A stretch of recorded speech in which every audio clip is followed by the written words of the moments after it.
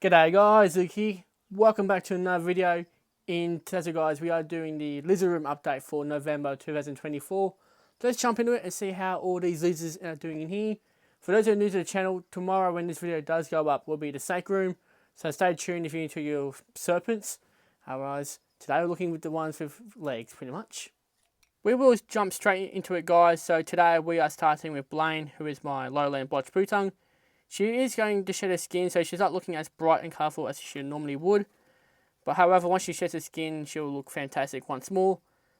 Blaine is a bit of a special case, or I wouldn't say special, but a unique case where she's a runt, so she won't grow much bigger than this. But she does everything normally, moves around just fine, eats fine. It's pretty healthy considering she's going to be a miniature blue tongue. It's like us people, you won't get some dwarves or mini people, otherwise you get some tall people. It's just luck with genetics. And as you see, she's a sweetheart. She doesn't really want to do much. Maybe wants to come out and cause some trouble. Now, Blaine here's housed in a 3-foot enclosure, so a 90 centimetre. In her enclosure, we've got a couple of hides for her to hide into, as she's more of a shyer individual. Got a food bowl, her water bowl's in the corner here. Substrate she has for embedding. Got a backing, and above her we do have her heat and UVB. While we are on the topic of blue tongues, may as well do the other 3 blue tongues in the family. So we do the Eastern blue tongues. We got Bluey. We get to Bo in a minute. He's just in his hide. You see his sort of head sticking out. And Billy, who's also down there. Now, these 3 Eastern blue tongue skinks are housed in a 120 centimetre enclosure, so 4 foot. In each enclosure, they've got the substrate, hides, food bowl, water bowl, backing, UVB. Regarding to Bluey and Bo, they've got a heat projector above them, while Billy is still on a heat pad. She's just used to that since she's pretty much with fresh Golder. Bluey's just hanging out, just watching the world go by, keeping warm. Don't see him much of a morning, but as soon as the afternoon comes, he comes out. So I'm guessing he's not really a morning blue tongue, to be honest. But he's good.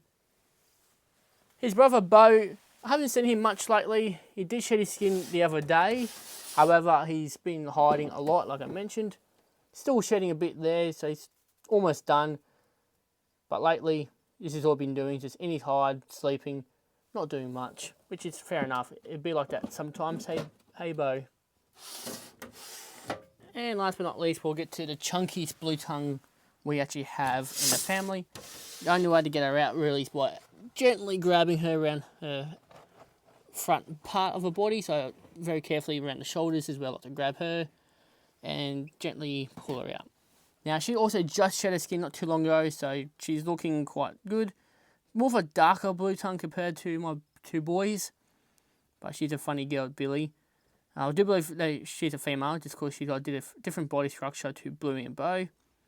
Bit of a menace sometimes, but we love that in the family, don't we, Billy?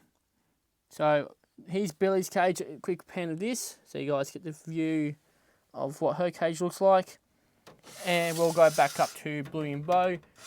Their enclosures are pretty much identical to each other. So there's Bluey's. They're moving across over the bows. As you can see, pretty much the same. Continuing along our skink wall, we'll do with Fumar. Before we actually get to Fumar, we'll talk about his enclosure first. He's housed in a 2-foot enclosure, so 60 centimetre. In his enclosure, we've got his sand as a substrate, food bowl, water bowl, a proper hide, a fake rock stack. Pretty much what it is was a insulation foam board just cut up into shapes of rock with some tile pointing, a little bit of paint just to give a bit more, I guess, flair. And there's a foam backing in the back here just from the enclosure it came with. Plus he's got his heat in UVB. We'll get to the man himself. There he is. He is an absolute menace, this guy. He's kind of found his mojo again. For a little while he was a bit off. He wasn't really acting the same before we moved him into this enclosure. However, since I think he's finally adjusted to his new life in this enclosure, he has become his old self again, being a mischievous little bugger. But as you can see, he's doing well. Still got a bit of growing to do. These guys will, or this species will grow another, I reckon, 10 centimetres, I reckon. He's only a youngster, so time will tell to see how big he gets. Put his rock back, and I'll keep him happy. Being part of the Cunningham family, they like to wedge into rock work. On the very same shelf as Fumar, his neighbour Pedro, who is my pink tongue skink, he's housed in an identical size enclosure to Fumar, of course set up a bit differently. So we've got his Aspendacy substrate, 2 hides on the ground, food bowl, water bowl. He's got his branch backing that's also got a hide incorporated into it, so he's got 3 hiding places, fake plants, heating, and just a display light to showcase his enclosure during the day. I don't see much of this fella since he's more of a nocturnal species, plus he isn't the most social little lizard, so I tend to leave him on his own for a while. Of course, I check on him every night to make sure he's still okay, still healthy, there's nothing wrong with him. However, he's not that impressed when I do so. But you can see he's doing just fine for himself, and he's probably a little bit upset that I've woken him up. But we'll leave him be, and we'll go to the next lot of animals. Making our way over to the other side of the reptile room, we have Dusty, who is the Looney Tune of the reptile room. He is a black-headed monitor, doing very well for himself. Funny thing about him, he's not very that confident with me being in the room while he's eating. So for him to eat, I have to leave the room. So luckily today, he had 3 pinky mice. I went outside for a little bit just to do a couple of things, and he ate his mice while I was out there. So I'm happy he's eating. It's just a bit funny how he won't eat while I'm in the same room. Otherwise, his house is a 140 centimeter enclosure, so just shy of being 5 foot. In his enclosure, we have his sand as his substrate, which needs a bit of change, as he's a very messy little fellow. He's got his food bowl where I leave either his pinky mice or his superworms, which is his 2 favourite food items. He's got his water bowl, got his hides on the ground here, logs galore for him to bounce around and climb on and do his thing.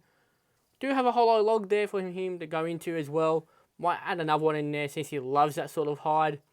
Got his backing, heating UV, and a couple of fake plants in there just to decorate his house. We had Dusty the Looney Tune, now we've got Akko the Diva.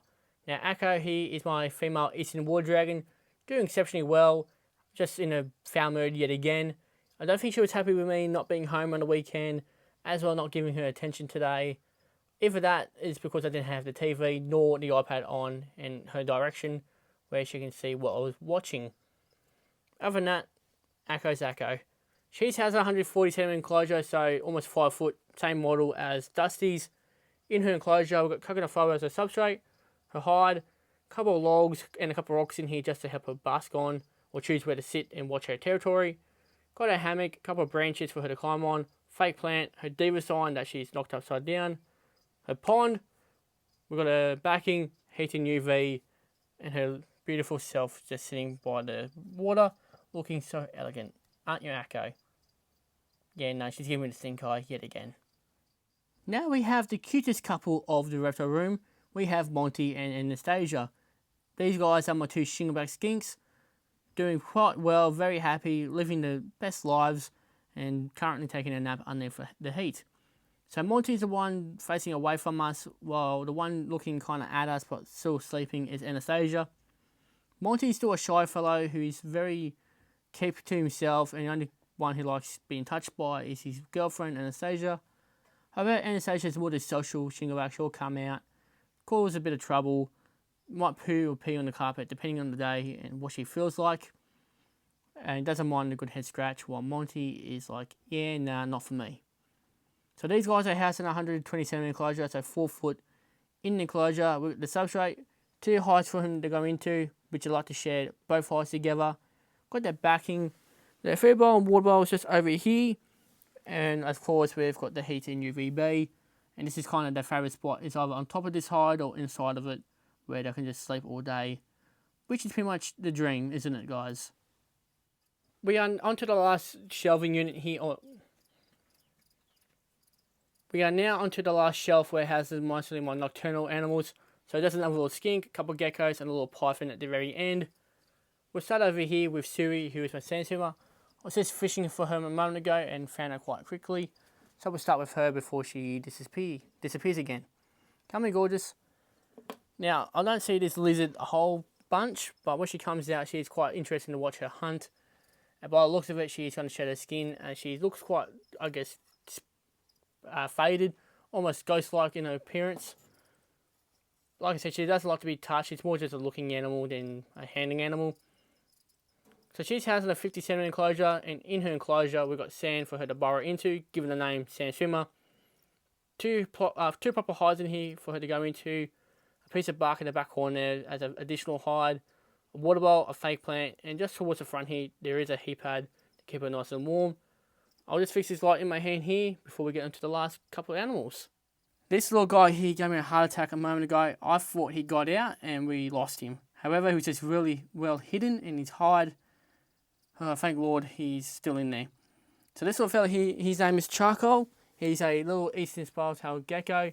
He's doing pretty well. Now, I don't see this guy at all pretty much. It's quite rare to see him during the day. So today we're quite lucky for him just to sit there quite nicely and showcasing his, I guess, his self. Normally he'll run and hide straight away. Now we had to separate him and his girlfriend Luna after the breeding season because both geckos were losing a lot of body condition just a bit too quickly for my liking. So we decided to separate them, and since then both have been gradually putting back weight back on, and hopefully next year we can go again in a more controlled manner because these guys were going at it like rabbits, let's put it that way. Speaking of the devil, here's Luna. Now Luna here's a very confident little gecko. She always likes to sit out in the open during the daytime. As soon as I put food in her enclosure, she'll start hunting and munching away quite happily. No complaints on her end, she's just doing her own thing. Like I said with Charcoal, she's also gaining her weight again, which is good. Might bring them again next year because I'll show you this quickly before I have to put everything back in working order. Hopefully one of these little guys is out. Unfortunately, we didn't have a high success rate with these eggs. However, for what we hatched out was worth the wait and all the hard times with this particular species. This is one of the little babies here. I'm gradually growing up and eventually will move on to its forever home. So we're able to hatch out 3 of these little guys this year, and they've been doing exceptionally well. I should mention too, Charcoal and Luna are housed in 30cm by 15 by 15cm enclosures. In the enclosures, they've got 2 hides, a water bowl, sensor substrate, got a couple of branches to climb on since they aren't an arboreal species, and they share a background at the back of the enclosure to set it off, of course. The very last animal of the reptile room, guys, we have Aurora, who is my little diamond python. She's actually the newer addition to the family. We only got her back in September. Now, we are hoping she is a female to hopefully one day pair up with either Atrum or Aurelia, who are my 2 male diamond pythons. I thought one of them would have been a girl, but they turned out both would be boys. Aurora he's doing exceptionally well, just smashing food. A very well-tempered snake. I have not been bitten by her yet. And it's just a very calm snake. She'll come out and very happy explore the room. Of course, I keep a close eye on her so she doesn't get lost. She's just housed in a little enclosure for the time being, which is a 30cm enclosure.